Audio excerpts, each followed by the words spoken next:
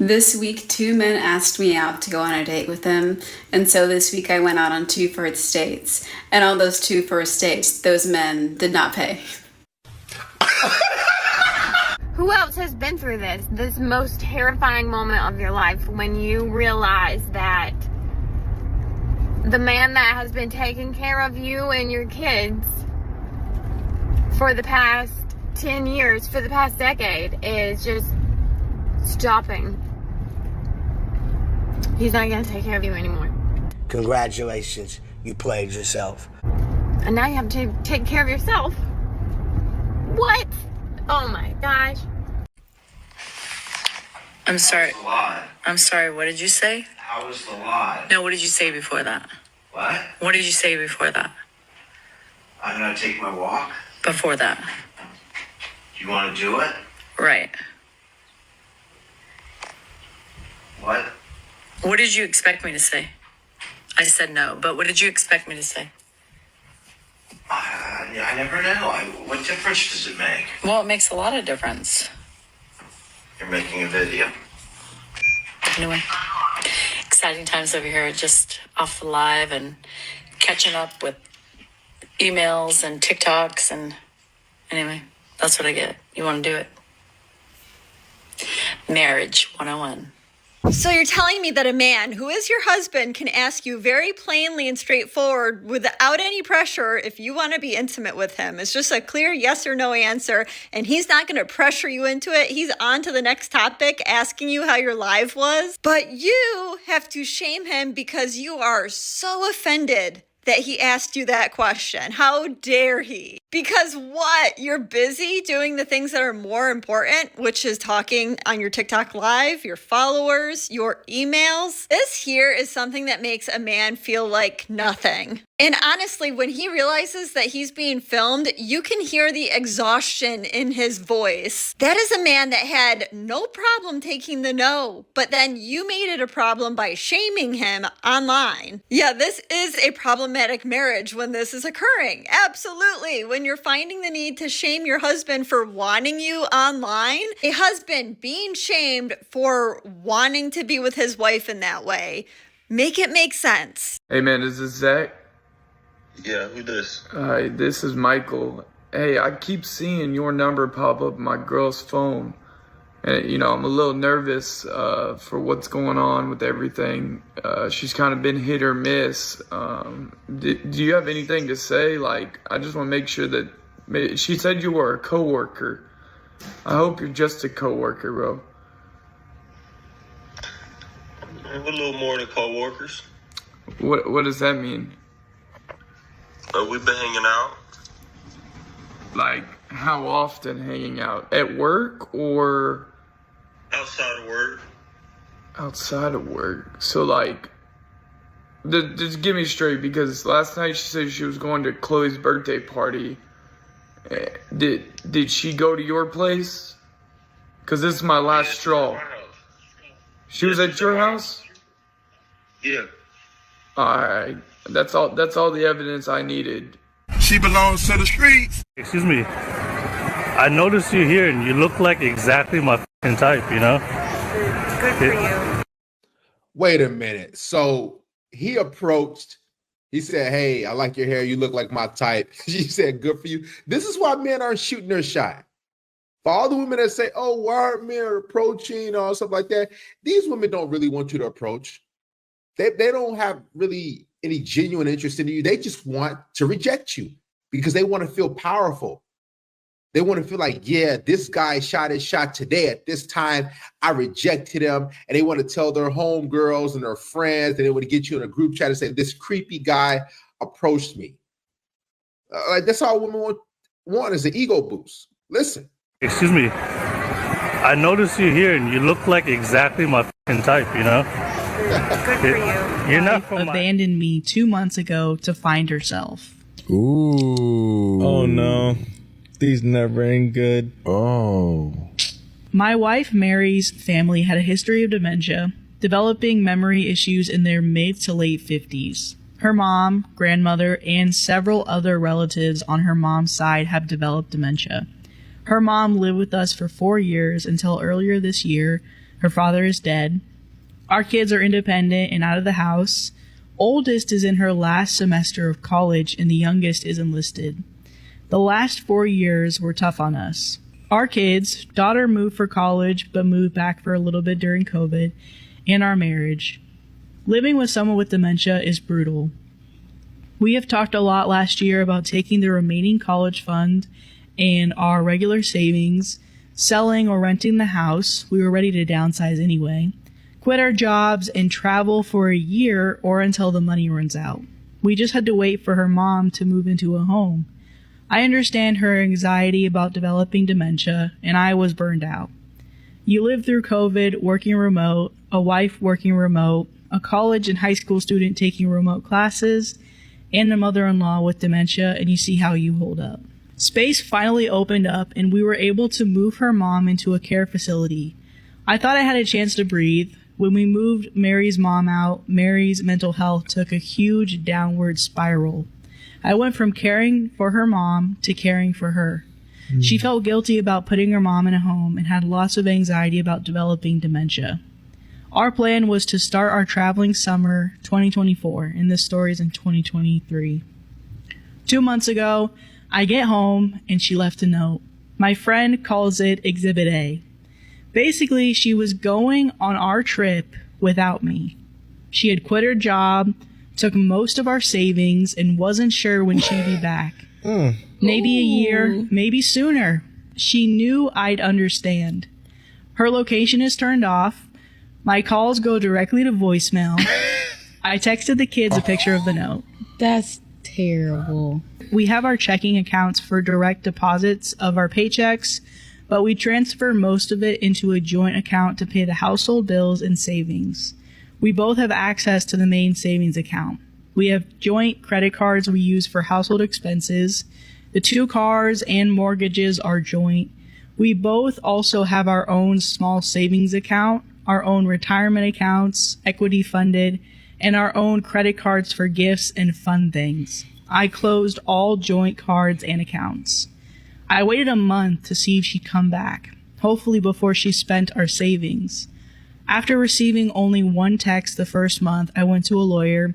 She basically said that there was very little to do right now, other than changing the beneficiaries of my retirement account and life insurance. Yay, my wife gets nothing else if I die alone while she's having our adventures. It was only a month, and there was no way to serve her papers. My lawyer advised me to keep paying the mortgage and the cars. The cost of trying to get a judge to approve the sale of joint assets was more than making payments. I didn't want to ruin my credit by letting one of our cars get repossessed, but I couldn't sell it because she's on the title. I get random texts and she sporadically posts on Instagram. Of course, she has her comments turned off. I want to block her so bad, but my lawyer advised me that it's better to maintain a communication channel that's not through our kids. Her last post was from Hawaii. She put in the comments how great a husband I was for letting her take this trip. Whoa. I'm barely making it, paying 2 cars, a mortgage, household bills, insurance, hoping there are no emergencies because I have no savings. And she's enjoying our trip. Her. I'm so pissed at her. I helped take care of her mom for 4 years, and her when she fell apart after her mom moved into a memory care home. And she returns the favor by abandoning me? I'll never get to this trip, and I'll have to put off retirement. My only solace is my kids are pissed at her too. They'll probably forgive her eventually. Double fuck her.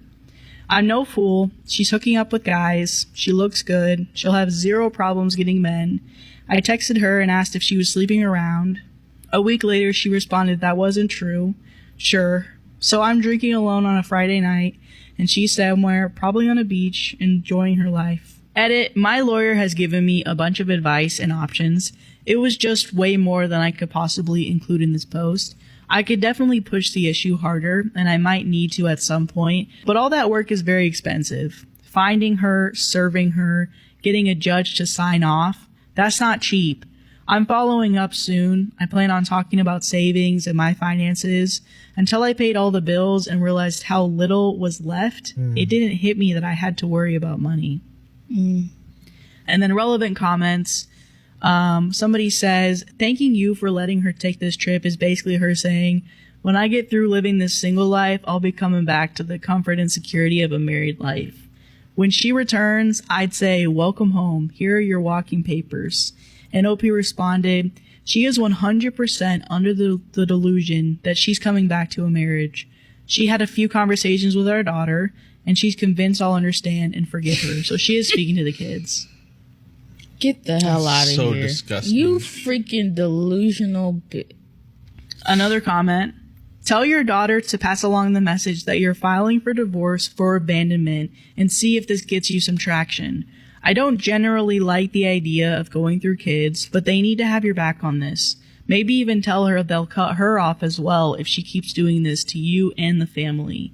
Maybe even start posting about how she's living the good life and letting your kids and family know what kind of pickle this has put you in. Everyone probably assumes you're on board with this if you're not purposefully driving the true narrative. And Opie responded, she only hears what she wants. I asked her to send me an address to serve her papers. She only told me that we'll work it out when she comes home. Like the we will. My daughter tells her all the pain she's causing, but she just says that she only has 5 to 10 years left until she gets dementia. It's impossible to know if she'll even develop dementia, but shouldn't she be spending this time with her family? An update from my original post. I'm feeling much more positive now that the financial situation has become a little bit more manageable. Basically, I'm running up debt that will get paid off when I sell the house. Even with lawyer fees, I have 6 to 8 more months before I have to worry about money, assuming there are no emergencies. My friend's wife gave me some good advice. Don't go from being a hero to a villain in your kids' eyes. How I talk about and treat my wife will determine my future relationship with my kids. I don't give a damn about my wife, but I don't want to make her a sympathetic figure or drive them away from both of us. I followed up with a lawyer. Basically, she said we're going to have her pay back the savings she took through a reduction in the shares of assets. Any division of assets will include the savings she took. She'll also have to repay the money I spent maintaining the house while she was gone. There is plenty of equity in her share of the house and her retirement plans to cover that. She said that our finances are so intertwined after nearly 25 years of marriage, my wife is going to get some share of the assets. Best case is she agrees to the terms of the divorce. It's relatively cheap and quick. Otherwise, it gets complicated and expensive. She gave me a lot of options and how much I can expect to spend, so I've decided to just wait, mostly. I just got a couple of credit cards with promo rates for purchases and transfers. That gives me breathing room and I can conserve cash. I'll just pay them off when I sell the house. Now that my financial situation is less stressful, I'm actually enjoying her being gone. I'm free to do whatever I want, whenever. I don't have to cook or clean or take care of anyone. The house is quiet for the first time I can remember. I loved my wife, but her mental health weighed down our marriage. On balance, it was worth it until now. The first month or so, I expected her to be there whenever I'd get home. When someone was at the door or if I heard noises, I'd think it was her. I checked the doorbell cam obsessively. I'm not looking forward to her returning. It has to happen, but when she comes back, I'll have to deal with her. The divorce, getting the house ready to sell, dividing all of our stuff, finding a new place to live. I'm hoping she'll stay away until after New Year's, but my daughter says she thinks her mom will be home for Christmas, either to stay or visit. My lawyer will have papers ready to serve her. Hopefully she'll just agree to the terms and continue her travels. People had some great advice. Renting or selling the house, not really feasible right now since I have to fix some things up and get it ready to sell/rent. Since I need a place to live at the moment, I'll net each month rent minus mortgage minus rent on a new apartment minus storage unit equals it's not worth it.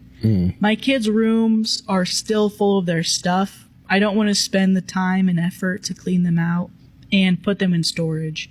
Getting a HELOC, this was great advice. I didn't realize I needed both people to get a loan. If I need more money, I can go this way. In the short term, the promo rates on the credit cards were cheaper and easier than getting a HELOC. Serving my wife divorce papers or getting divorced in absentia, this is something I might need to do eventually, but the cost in lawyer fees goes up exponentially in cases like this. I'm comfortable just waiting for now. Look at the phone bill to see where she's at and possibly going. I did look at her usage and I did notice that she doesn't post on social media until after she leaves a place. She is so calculated and it's sick. Yes. Like when she posted about Hawaii, she made a call that day that originated in Los Angeles. She posted about a cruise and I figured out the dates, trying to serve her at the port possibly. A cruise? A cruise? Can you imagine hopping off the boat and getting served at the pier? But it ended a couple of days before she posted. She tried adding international calling to her line, but I blocked it, so she removed her phone from our account. Relative comments. So, oh my gosh, I am infuriated on your behalf. The audacity of, my husband is so great for letting me take this trip. The petty in me hopes she'll be home for Thanksgiving because I want her world to explode. And then OP responded, she told her family she won't be home for Thanksgiving. Nobody told her my daughter and I are spending Thanksgiving with her family, though. She could see the posts of us having a good time without her. And then somebody else said, please change the locks on the house so she can't just waltz back in while you're out one day. I'm so angry for you. I've been married for 23 years, and if my husband did this to me, God help anyone between me and him. And OP said she left her keys. I changed the code on the security system, the passphrase, and password. I also found a new hiding place for the emergency key we had in the backyard. And then somebody else said, so she's just going to blow through all the money and then just assumes you'll take her back and care for her when dementia hits her? And OP said, seems to be her plan, but it's not mine. And then there's updates. Okay, so my wife texted me in the middle of December that she'd be home for Christmas. I told her that we, our daughter and I, would be at my brother's. She obviously wasn't welcome. I'd leave her car in the driveway, in the fob in the backyard. She wasn't allowed in the house unless I was there. She didn't have keys to get in. She spent Christmas with her sister. When I got back, I met with her. I decided not to be overly confrontational because I didn't want to give her the satisfaction of thinking I cared enough to be mad. She was taken aback about how detached I was. I could tell it bothered her that I didn't show much emotion, not even anger. I just wanted her to agree to a divorce. I asked why she left without telling anyone. She said she didn't want to wait a year. She didn't want anyone talking her out of it, and she didn't want to work anymore. She just wanted to leave because her mental health got worse. I'm sure it was mostly because she didn't want me to stop her from taking the money.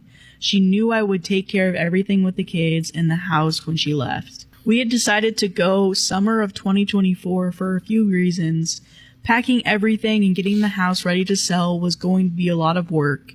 We wanted to make sure our daughter graduated college, got a job, and was settled.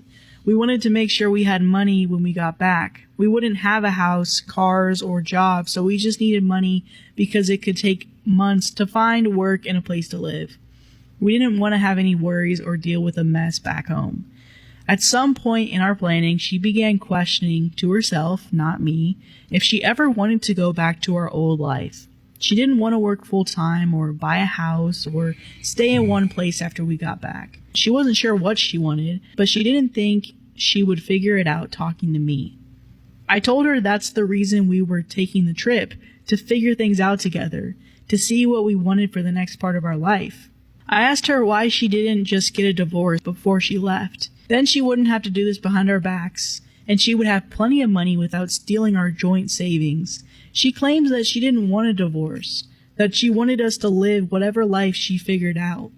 I told her that's not how marriages work, one person deciding for the other. In talking/texting our daughter, her family, my texts and voicemails, she realized I might not forgive her. She was right about that. Might.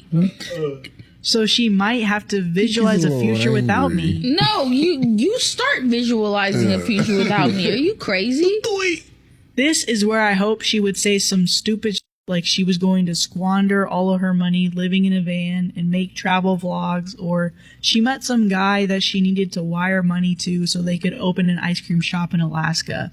Instead, she wants to be a digital nomad, working part-time, fully remote, and living in new places. She tried to convince me to go with her, but I'll never be able to trust her, plus I don't love her anymore. Traveling like that for a few years doesn't sound bad, but she doesn't have a job or any work lined up.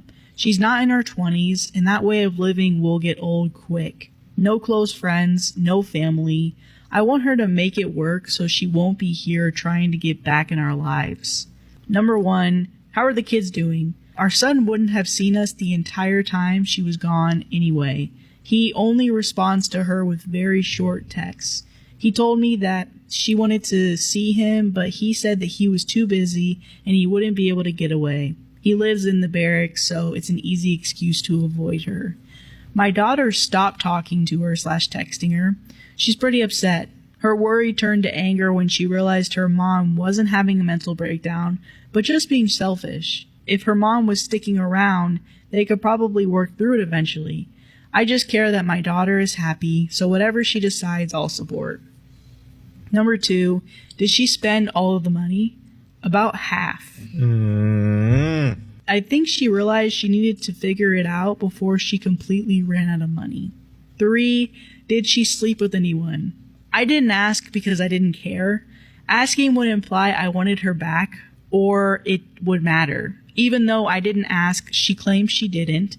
Not sure if she's lying or not. She might just be saying that because she doesn't want the kids to have another reason to be mad at her.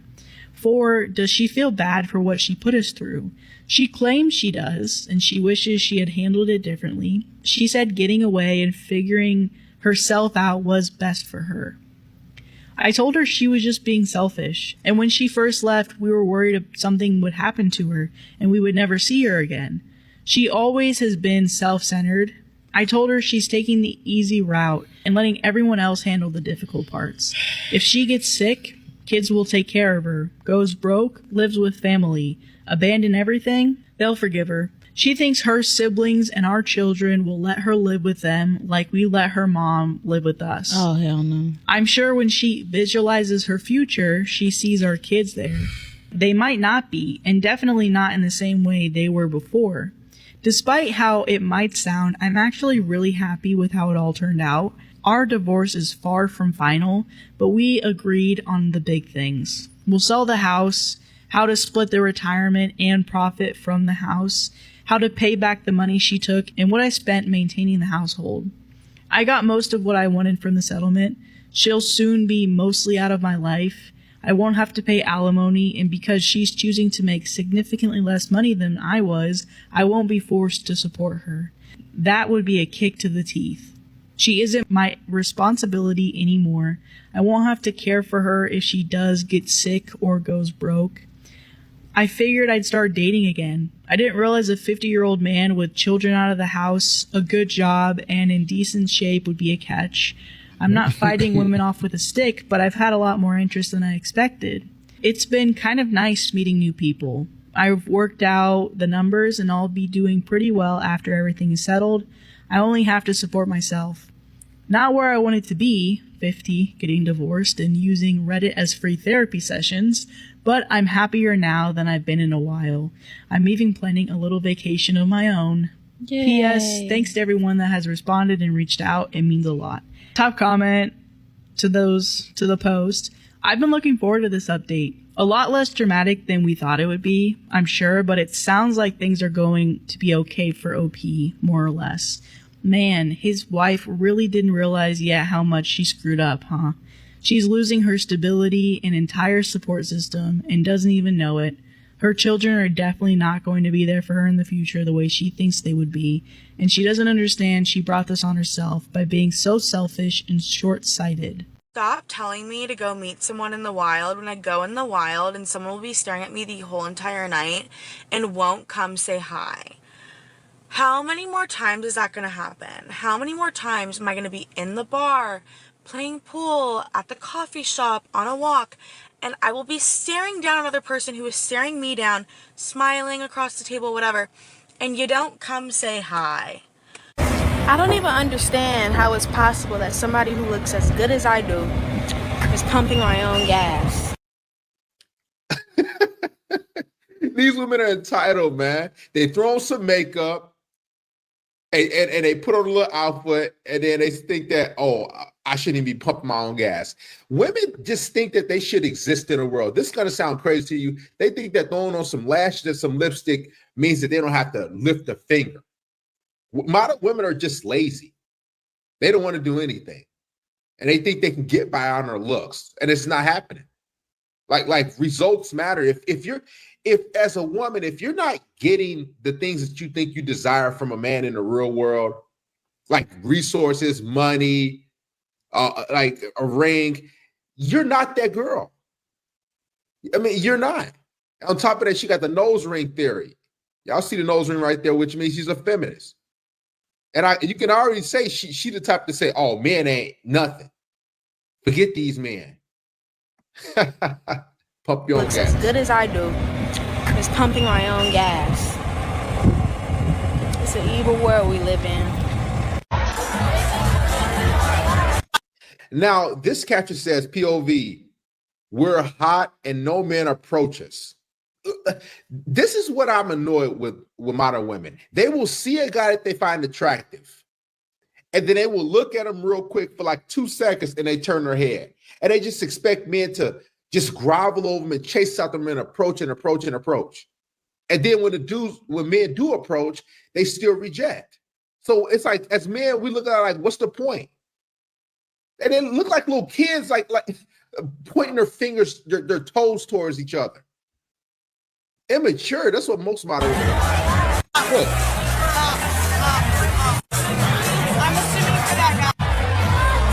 Hey, what's your sign? Scorpio. Really? Oh, that's gonna be a no for me. I'm sorry. What's your zodiac sign? Aquarius. Oh no, hell no. Rejected. What's your sign? My sign? Yeah. I'm an Aries. No thanks. Sorry. What is your sign? I'm a Capricorn. Oh really? Yes. No thanks. Listen, note to self, guys. If a woman ever tells you that she's into zodiac signs or anything like that, and she bases a human connection and how you guys will be good partners based off what month and date you're born and year, cut her off. She's not using any logic. She's going off a zodiac sign. Oh man. What? This is my. What are you doing? You got it right. No, you asked me here. But you're the man. I paid for the first one. So? You're paying for it. You're tripping, bro. Are you serious? Pissing me the. Are you seriously not paying? What, bro? You asked me. I already hit too. You're tripping. Hey! I'm not interested! I don't want you. I'm not interested! I don't have any money! I'm not interested! I have a girlfriend! Okay. I'm not interested! Whoa! No, not interested! Finally, my first time getting hit on in Home Depot, and he's not even attractive. Hi, I'm the man that Schminda817 said was hitting on her at Home Depot. I wanted to come on here and take a moment to clear a few things up. One, ouch. I mean, I'm not Brad Pitt, but I'm not Quasimodo either. And I've got a really good sense of humor. And women keep on saying that the most important thing in a man is a sense of humor. So I got... Let's just be real. When women say they want dudes to approach and shoot the shot, they're talking about dudes that they find attractive. But the issue with this is, how does that man know that he's attractive to her? Like, how does he know that, oh, I will be her type? He doesn't know. So these women, like, they're wasting time. All they're doing is wanting you to approach, and then they complain when you're not this hot movie star looking guy, or that you're not over 6 feet tall, and then, oh, well, this is why guys aren't approaching. What's the point? I say this, even if you're attractive, they'll still reject you and complain. that going for me. B, I wasn't hitting on you. I was asking you if you knew where the screws were. And I can see with the benefit of hindsight how that might have come off as hitting on you. But I was legitimately just looking for a screw. If a guy's hard to get, I chase for some reason. Is it more attractive for a guy to simp for you, or if he's like hard to get? People always want what they can't have. If you act hard to get, I'm gonna want to get it more. But once I get you, then yeah, you gotta be a simp. It is hot when a guy says. Look at her teeth. They're yellow. So she knows she smoked a lot. Like, this is, look, a camel. Look at those teeth. Like, but this is why dating is terrible, because these women play games. All they do is they want you to chase them. Then when you chase them, oh no, I don't want you. Matter of fact, they're not even chasing. You could just show interest. Hey, how's it going? Oh yeah, I'm a bag away. They bag away. Then they play this delay texting game, and they don't text you for 4 hours, 6 hours. Oh, I just saw your message. Just stupid stuff like that. It's rarely ever any genuine interest or connection. When a woman is into you, they play actually the most games because they don't want to give you the upper hand and let you know that, oh, I like you. It's stupid, man. It's hot when a guy sends for me, but I don't go for them. It's the ones that are hard to get. When a guy sends for me, I'm like, yeah, that's cute, but If a guy's hard to get, I chase for some reason. This is what women do. We break up with you in our head, emotionally. Before we ever finally break up with you, because by the time we're done, when we actually break up with you, we're good. Like, I already did the healing and the processing of this relationship. This is what's scary about women. They will break up with you in their head. They'll already be searching for another guy. They already know who's next up. It could be your friend. It could be a co-worker that she's working with. It could be a guy down the street, your next door neighbor, but she knows who she wants next. But she'll continue to come around you, kiss you. She'll tell you she loves you. She'll have sex with you. Y'all go out to dinner. And then one day she'll break up with you. Like, what the heck? Like, what's going on? She'll shock you like that because women break up in their head mentally before they actually leave you. It's crazy. Falling apart while it was in the relationship. Okay. So she's a 10, but she has a high body count. Is she white? I'm his girlfriend. So she should probably just. His girlfriend walked up. And on top of it, if she's a 10 and she had a high body count, she's a 0. Like, these women, what they want you to do is just accept their high body count. Like, yeah, just accept me. That's why they keep asking these silly questions. She's a 10, she's a 9, but her body counts 45. No. Now I can smash real quick, but I'm not gonna date you. So she's a 10, but she has a high body count. Is she white? Yeah, I'm his girlfriend. So she should probably just approach. Body count is 1. But she asked me for a TikTok. It's just a TikTok. We're good. Thank you. That's essentially. Congratulations, you played yourself. Tell me why every day I go out looking adorable, tits bouncing, skin glistening, and yet nobody ever hits on me or approaches me. Ever. Oh my god, like, please. I'll take a fucking construction worker cat call at this point. Please. Women out there who are trying to date or who have always tried to date, but it seems like any and every man that they're interested in just isn't interested in them. Because I've been trying to date for like the past 2 years now, and I'd be lying if I said that it didn't do a number on my self-esteem. Like, I'm not gonna lie, I've internalized some rejections. Won't even sit here and gab with you. And I've internalized how men treated me. Because after a while, it's just like, damn, something might just be wrong with me. No, nothing's wrong with you. It's hypergamy. Notice how she said, all the guys that I want don't want me. It's because she's shooting above her pay grade. She's trying to go for guys who are 3 to 4 notches above her own sexual market value. And every woman thinks she deserves that. And I'm telling you, she's getting banged out and she's getting smashed by dudes who look way better than her, who are more attractive than her. And she's like, what's going on? I can't retain these guys. I can't keep these guys. It's because you are, due to hypergamy and women wanting to mate up. It's not even a cross anymore. They just want to mate up.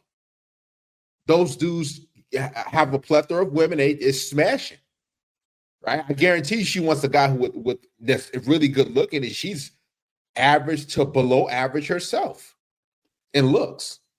This what's going on with modern day. This is why it sucks for so many women, because they're always trying to get a guy who looks way better than who's top tier, who's in that top 10 or 15%. But you don't qualify to be retained for a long-term relationship by those guys. So they're in constant situationships their entire life. I'm in desperate need of a man. Okay. Because what do you mean I have to get an oil change? Me. No, that's crazy. What? No, I'm a girl. I'm a girl.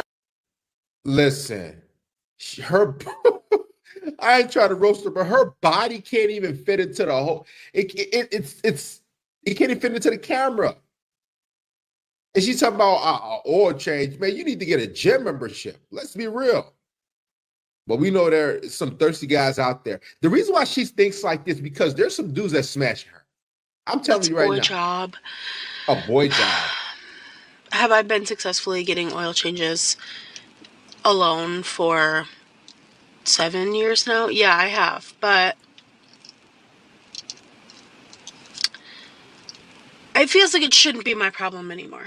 Me for this car, beautiful, so have a nice day. I am beautiful, so spend money on me. Why would I spend money on you though? You only want me for the car. Like, look at this. Like, I just bought this car too and you're touching it like it's yours. You're gonna tell me no? Yeah. Nobody tells me no. Yeah, I just did. Have a nice day. How about that?